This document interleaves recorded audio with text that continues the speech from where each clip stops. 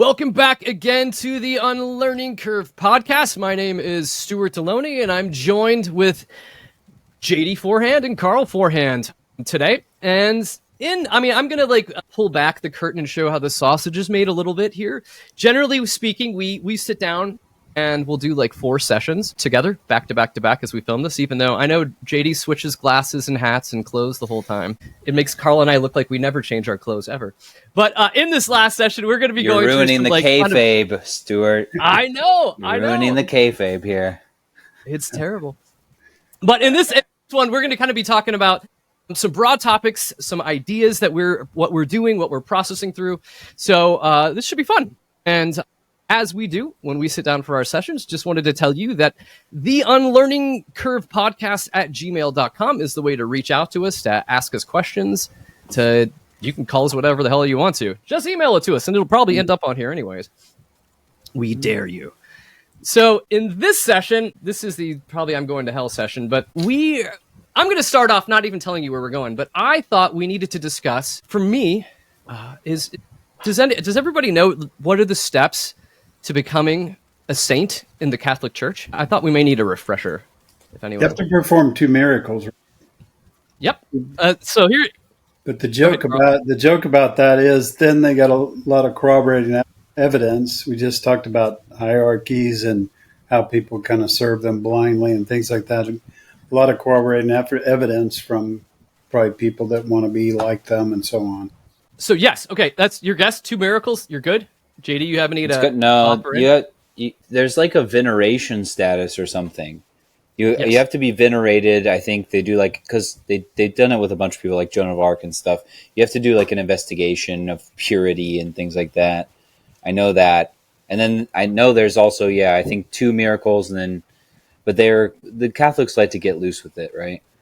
Like Joan of Arc's miracle happened 400 years after, it was in World War I. 2 soldiers she saved me. It's oh, okay, all right, good. You're saint now. Yeah. Yeah. Flexible. It's retconning her, yeah. yeah, exactly. Okay, so yes, you guys are very good. You're way more Catholic than I am, because I'm not Catholic at all. But okay, so here's our list. So number 1 on this list, you must be very dead. So yes, you have to be dead for an X period of time. And number 2, you need to be able to have a fan club. So you need people to be praying to you and also reporting weird stuff about you, as you'd mentioned there, JD. Yeah. Number 3 was you need to be a miracle maker, at least 2 healings, resurrections, or kind of wow, that's unexplainable on your record. Mm-hmm. Then we also have number 4, the background check. We need to make sure that their life looks very squeaky clean when audited. No skeletons in the closet, only halos. And then lastly, I think, JD, you'd mentioned this, is the papal stamp of approval, because sainthood is basically just AR with incense, HR with incense. Yeah. So that's kind of where we started with that. And because it made me, initially I was thinking about this because in September of this year, the Catholic Church canonized Saint Carlo Acutis. And it started making me ponder this again because it pops up in my head every once in a while because I find it a little bit bizarre of this process of making saints. Because I think his thing, what was it? His was, because he's one of the first, I guess, millennial saints. Yeah. He made a website about the Eucharist. Yeah. This is a great story. Yeah. He combined faith in the digital world. And wait, elaborate. I didn't understand that. Tell me more. The website. What do you say? JD, say more about the web. Oh, so basically what we're talking about is Stuart mentioned this it's Saint Carlos Acutis or whatever. You probably did a better job of not butchering that than I did, but he's been canonized now under Pope Leo XIV. Okay. But basically, part of the beginning of that was he passed away when he was 15 from cancer, and then he created a website talking about Eucharistic miracles, and then after he died in 2006, I think. And then afterwards, people started saying, "Oh, I got healed by him," or you visited the website. That's when they eat Jesus. We were talking about. Oh yeah, well, you got to do the weird. And have a miracle. Yeah, you got to do some little cannibalism to get that done, but that's all right. Yeah. It's not cannibalism. Is it cannibalism if it like turns into human meat in your intestines? I don't know. Transubstantiation is weird. Yeah, but that's always the fun, contortion things. That's where the miracles happen. Yeah. Well, that's what I was going to say. Cannibalism if it's not family. Is that right? Maybe. I don't know. Maybe. Okay. I got to do some. I'll do some searching on certain websites. Anyway, I think he got confirmed in the last couple of years, but people had said like they prayed to him, and they're like one lady, I think her son was healed from something, and then I know I'm trying to search this too. I did this off the cuff. Yeah. One of them had a brain. I think they had like a bike accident, and then had a brain injury, and then she was healed. I don't know if there's any other, but I remember there's like 80K people that showed up to his canonization or something to see his body and stuff, which is crazy. Okay, so his mother claims it was around the time of his funeral that he started to work his miracles, as one does. That last year, Francis accredited Acutis with 2. The first involved the recovery of a boy in Brazil from a rare congenital disease affecting his pancreas. The second was healing a student in Florence with bleeding from the brain from head trauma, and whose mother had prayed to Acutis' tomb in Assisi. So that just reminds me of Trump trying to get a peace prize. Correlation without causation. What? But no, you're right. Show me a double-blind study. I'm just kidding. I heard you say the qualifications are first that he has to be rotten, right? Yeah. He said he had to be decaying. An egotist, desire of following, a snake oil salesman, right? Crowd following. Either have a real boring life or be able to whitewash your history. Yeah. It helps when you die young. So if all those looking to get canonized, make sure you don't make it about over 18, 19. Yeah, we're going to have to canonize a lot of people. And then you're saying, and the last one, Karl, you'd mentioned too, is just that some sort of the church says so. Yeah. That's like the last step. Yeah. Yeah. As always. And some of the people churches are endorsing, like Charlie Kirk, that was so. I just got to say, we didn't get to talk about that in the first 3 episodes, but it's weird. It's weird this time. That guy was bad, and when I say he's bad online, I get unusual responses from normal people. That maybe I guess they heard him a couple of times and liked that he was mean, but just totally, got people that never spoke up before to me, never said anything, but said something this time and private messaged me about him that he's bringing us together. He's the miracle. He's the, and criticizing NFL teams that won't memorialize him. Modern day St. Paul. God. That's the easiest thing to do because you can wag your finger about it. Well, you shouldn't be talking negatively about the dead. It's the same thing as, well, don't politicize it, okay? It's, it's only been a couple days since the Nazi died. Let's calm down. Why don't we be a little nicer, okay? Let's do respectability politics, please. Yeah, that's why Jimmy Kimmel got fired and put back online a week later, whatever. Yeah, we spoke about empathy earlier, and I was going to say Kirk has a good quote on that, which is, quote, I can't stand the word empathy, actually. I think empathy is made up. New age term that does a lot of damage. Mm-hmm. I don't. Fun thing to say. How could you have a saint with no empathy? What would be on the other scale if we were to throw a scale? If empathy is on one end of a scale, is the other end like narcissism or what?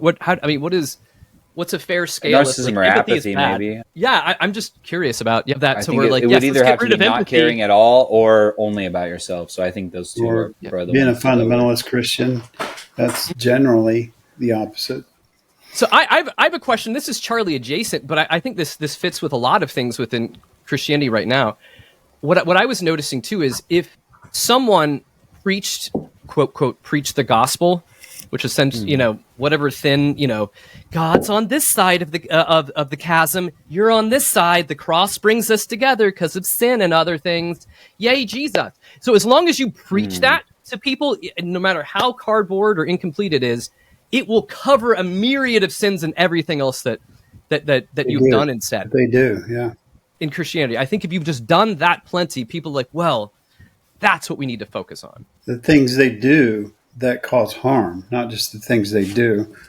Mm-hmm. I'm mad about Ryan Walters right now. I can't hardly see straight because he's from my state of Oklahoma, and they had the Billy Bob wrestler guy in their Senate, and the former head now of the education system, whatever that's called, superintendent of schools for all of Oklahoma. He's the one that wanted to put the 10 Commandments on the wall, but also wanted to give them every classroom a Trump Bible. Mm-hmm. And those kind of things started failing. Then he had porn on his computer during a meeting of the school, of his group, whatever that is. Which he denied this happening. It wasn't just he had porn on his computer. He had porn on his computer that was being broadcast on like other TV screens during a meeting. And then he's like, oh, me, what? I didn't know that was there. Must be the devil, right? Pop-up ads. Yeah. But now he has joined a private organization. They're always named Freedom something. People ask me why I don't fly my flag, because my American flag has become a symbol for white fascists, Nazis, and it's almost like a Confederate flag anymore. When people fly that, that's what they mean. And that's but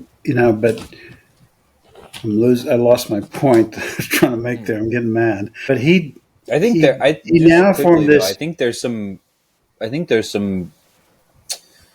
something worth exploring in taking some of those symbols back. I think there's something powerful if you look at protest movements throughout history. A lot of times, if you co-opt the symbols of power, it makes your message like much more presentable to the average person who doesn't know what the hell's going on. Yeah, and so I definitely need to consider that. We still have the flag in the closet, but maybe our flag should come out of the closet.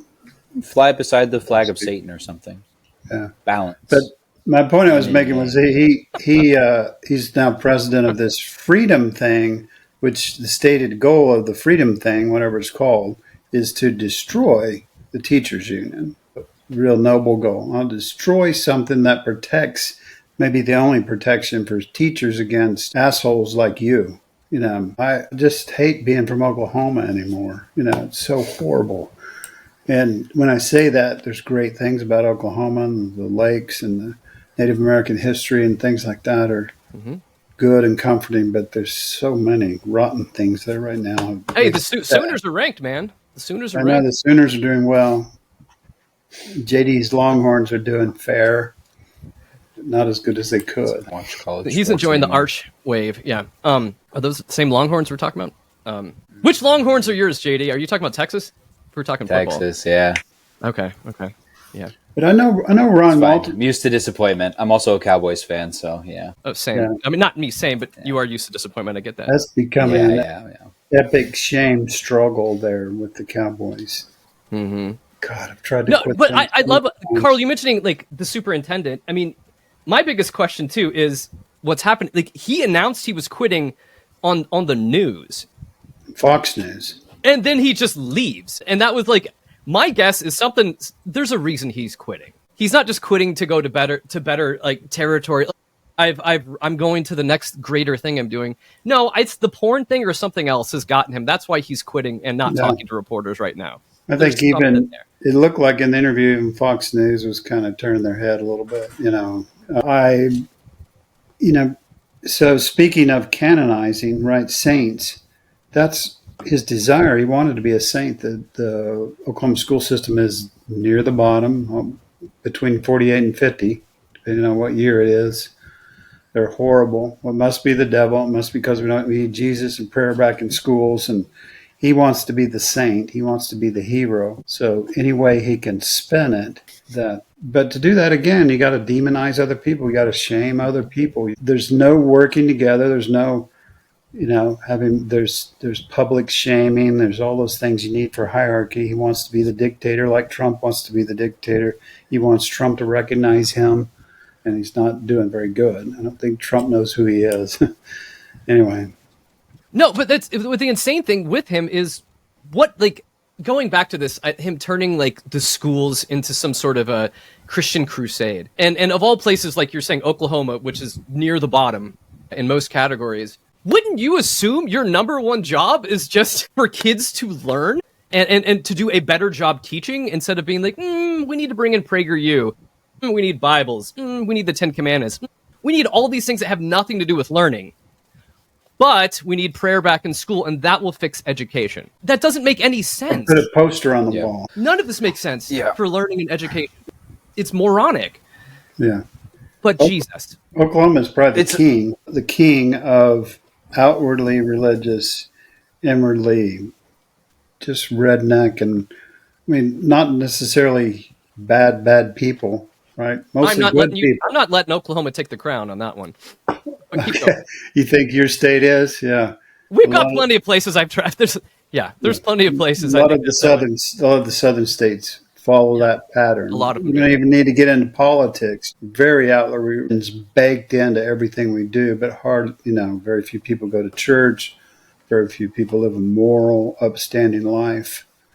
Their education systems are terrible and crumbling, and they need more government assistance and so on and so forth. Anyway, stop it. It just goes back to the idea that it's easy to put a Band-Aid on those things. It's easy to go, everyone, you all know what this is, this Bible. Like, I want to do this. Like, it's just vague statements, and because they're either incompetent or unwilling to do it or trying to self-sabotage. I mean, maybe some of all of the above, but the point is that they don't actually have any solutions. So it's really easy. That's why platitudes and things like that are. That's why Bible quotes are popular, is because you can throw one out and it can mean whatever you want for whatever the situation.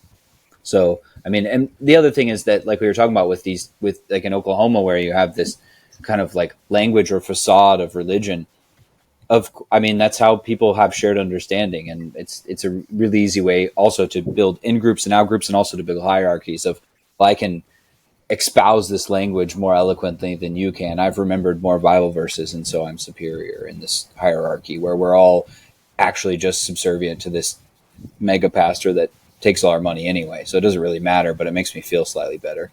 And also, I love just the dumbest fallacy that folks like him use constantly is that we need to get Jesus back in the schools, or we need to get prayer back in schools, which also really just has always like made me question of like their own faith. Like this idea that somehow like, oh, we don't have corporate prayer in school, which, to be honest, I find corporate prayer useless. It's you're reading a poem or a homily. It's not even. But somehow that God isn't in a place, and that somehow like a person can't just sit and quietly pray. Yeah, it's the thinnest veneer of faith. That so. Oh no, well, the one way we need to do it is we need a poster. We need the Bible in there.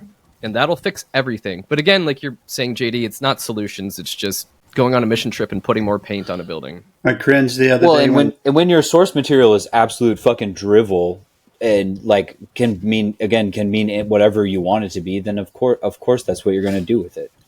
I cringed the other day when one of the kids that we took to See at the Pole was posting about See at the Pole with her daughter now with the 7 people around the pole at the local high school, thinking that's going to solve it. We're making a hard stand. 7 people. We're the remnant, and this is going to solve it. Or putting a poster on the wall, or putting a Chinese Bible from China and from a horrible person, which mixes church and state and all those things. That's going to solve it. It's going to... Mm-hmm. Or I was just love, even with the idea of you at the pole. It's like it's not like Jesus ever spoke about pious prayers in public being hollow and meaningless. Right. I've always just loved that. Yeah. And then, See you at the pole is like, yay, we love Jesus. We just don't listen to him. And let's just go do a performative exercise that does nothing. Yeah. Well, it's also got to be, like I was saying, it's stand in a public place. Yeah, go ahead. Yeah. Well, it's also, you have to implement it in these ways because, like I was saying, it's like Samuel Clemens said about the Book of Mormon, just similar to the Bible. It's chloroform in print. The kids you can put a Bible, kids are going to draw dicks in it. Let's be honest. That's what's going to happen if you put the Bible in school.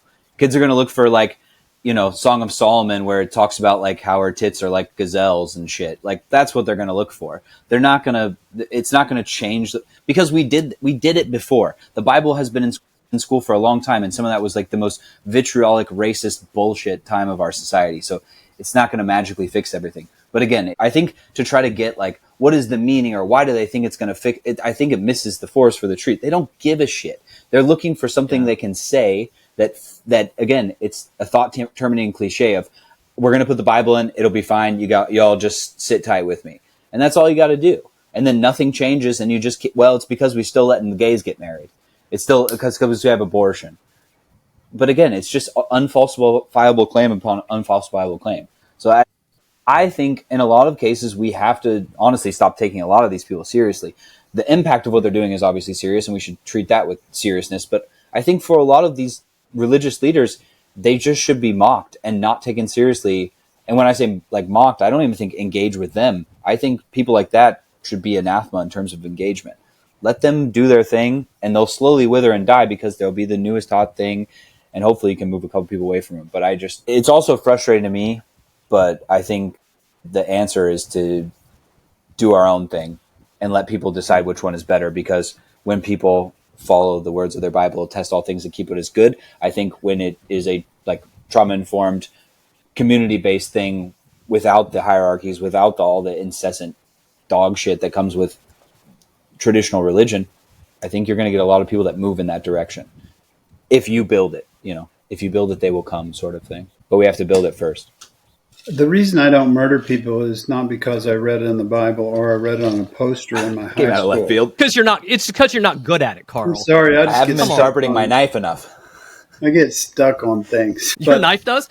I haven't killed somebody because I chose not to, and I developed a conscience about other people, and by being with people, I said, what would it be like if someone killed me, and what would that do to my family? That's why I don't kill people, not because God said to or didn't, or because there's a poster on the wall. I make moral decisions because I'm a human being and I have empathy. I go back to the word empathy. I have empathy for other people, and I try not to lie because I know from experience that it's hard to recover from a lie. You have to tell more lies, and you have to tap dance, and it's cruel to lie to people. Sometimes I don't tell them the truth because they're not ready for it. Sometimes you lie to your children often. That's one of the hardest things to explain, right? But those things we don't develop because there's a poster or some dumbass takes over the school system and says we all need to pray now. I got so mad at a lady that started saying the Pledge of Allegiance over the microphone at work and didn't even ask permission to do it, just started doing it, because if we would do that, then everything would be better in our country. And it's not true. It's just not true. So where's the line in this? Because some of it, like JD, you were saying, like just kind of don't give people like air, don't give them airtime or other stuff. I get hung up in, and I think some of this is just my old church training, is the slippery slope that we were all told exists. Some of it is like, part of me is when I hear stuff like in Texas or wherever, they're going to put the 10 Commandment posters up in schools. Part of me is just like, do it. Fine. Who the hell cares? This is stupid anyways. Yeah. It's not like kids are they don't care. It's dumb. Yeah. But the slippery slope part gets me to where it's like, well, what's next? Like what's next? Is it like, are we going to start just like, are we going full authoritarian here? But it's sometimes I guess it's just being able to realize like which ones to be like, that's just dumb and you guys just do it, versus like, this is going in a really, really weird direction. So I don't know. How do you guys see the differences between those? I think they should do it, and then, but also let's put the tenets of Buddhism up there, or even the principles of the Church of Satan. Is the Satanic Temple or the Church of Satan? One of those has some tenets that are really, really like kind of like love your neighbor stuff, and better than the 10 Commandments. Let us post all of those too, and then people can decide. Well, they don't like what prepubescent minds would do with more information. I'll tell you, for kids, the Church of Satan is way cooler than the Bible. White Jesus versus like Baphomet. No, there's not a comparison. But that is one thing that I will say the Church of Satan does a pretty good job about, because they did that. That was also in an Oklahoma courthouse where they did the 10 Commandments, and then the Church of Satan like I don't know what the word I'm looking for is, but basically was like, well, then you need to let us put up a statue of Baphomet. And then they did, and it's great. It's beautiful art. But I guess to answer your question, Stuart, I think part of it is building those communities on our own. And then we have a base to work from, which allows us to do resistance or whatever the buzzwords we want to put in at this current time. But I think there is a destabilization factor when we make fun of those people who are the dipshits in charge, who are endlessly laughable. And I think there is something, I think that hurts. Obviously, you can see it with Trump. It damages his ego and he gets really sensitive about it. So some of it's about laughing at those people. I think some of it is also, just not respecting them. And when they do put those things in, pushing back on it, again, drawing dicks in the Bible, putting up the whatever 10 commandments of Satan, and then kind of destabilizing it and delegitimizing it in that way. I think those are some of the ways that we can do it, but it's gonna be hard. I think also a big thing I've been thinking about recently is like finding joy in community, like during these kinds of times of progress, because that's one thing that the people in charge that are trying to break people down don't want to see is like smiling, happy faces, peaceful protests, things like that. It really irks them, and then that's when they crack down. And historically speaking, generally speaking, that's when actual change can happen, is when the state does violence against its citizens who are just protesting for equality or empathy or whatever we want to talk about. And then you do tend to get more change. Obviously not a perfect formula, but it is one that has historically worked. And I think a combination of those things and to what degree we implement those things is up to the people in the movement or in the group. But I think some of those things I think will help my long. I was going to try to pull up the satanic. I'm off topic today, just bad. But I was going to try to bring up the tenets from the Satanic Temple. I'll try once here. So one should strive to act with compassion and empathy. Visual aids today. One should strive to act with compassion and empathy toward all creatures in accordance with reason. The struggle for justice is ongoing and necessary, and a pursuit that should prevail over laws and institutions. One's body is inviolable, subject to one's own will alone. I feel like Trump trying to pronounce It's the opposite of like, it's your body, your choice. I mean, it's not the opposite of that. It's not violatable. Your body, your choice. Yeah. The freedoms of others should be respected, including the freedom to offend, to willingly and unjustly encroach upon the freedoms of another is to forgo one's own. Belief should conform to one's best scientific understanding of the world. One should take care never to distort scientific facts to fit one's beliefs. People are fallible. If one makes a mistake, one should do the best to rectify it and resolve any harm that might have been caused. And every tenet is a guiding principle designed to inspire nobility in action and thought. The spirit of compassion, wisdom, and justice should always prevail over the written or spoken word. So, is that your mic drop, Karl? That's, I just want that not even the Church of Satan or the Satanic Temple worship a being called Satan. The only one that worships a being called Satan are a few Satanists or atheists, maybe, and the evangelical church in America, is my opinion, right? I'm trying to keep this off of here. Sure. Sorry, I got us off topic. No. I mean, I think that's one thing people don't realize, that like this church it's a protest, it's a pushback, it's political, different thing. It isn't people just bowing down and doing this. I think it's advocacy, it's pushing back, and it's a troll job as well, all in one. Yeah. The people that are most focused on Satan are Catholic and Protestant evangelical churches, and people like that. People that want control, and people that need to use fear. Otherwise, most religions, most things are focused on how can we treat each other better and love your neighbor, which is in the Bible. But we tend to not like that or want to focus on it because we have to own the libs or whatever. Well, it all goes back. Yeah, totally. And but it's to Stuart's point, it's what motivates the base, is because that's what our dumb lizard brains are designed to do. we're not going to get lulled into like, oh wow, actually we're made a lot of progress and like enjoying this current situation. We're looking for danger all the time because our brains were designed to live in caves with fucking, deadly wild animals and plants and everything. So it makes sense that now that we're surrounded by screens that flash at us all the time and phones that are ringing in our pocket constantly, and we're always having FOMO, like, of course it's going to be very easy to get lost in that, and it's going to be very easy to be manipulated because there's too much stuff to know. And I think in a lot of ways, there used to be too much of a reliance on this, and to some degree there still is now, of this kind of like appeal to authority. I think we're in the process of kind of losing that, but it can feel like somewhat rudderless sometimes. So I understand. I think that's one of the reasons why people reach out for these things that are, again, it's very black. It's God versus the devil. It's because these things are very easy to understand, and it's a fairy tale. So it's comforting because the good guy always wins and everything always turns out right in the end, even if you fuck everything up. Like, it's very comforting.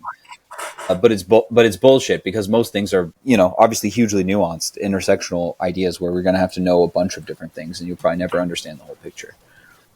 But that uncertainty doesn't feel. Can I say one last thing? Yeah, sure. And then I'm going to say one last thing. That's fine. So the logos, the word, in like Stoic Greek and so on, meant logic and reason. Kind of followed along those lines. And now we understand the parts of the brain. And JD was talking about following the more base part of your brain that was meant to protect you from animals. But that's the mode we get into. Is that's the part of the brain we're in when we're reacting to posts and trying to win political battles.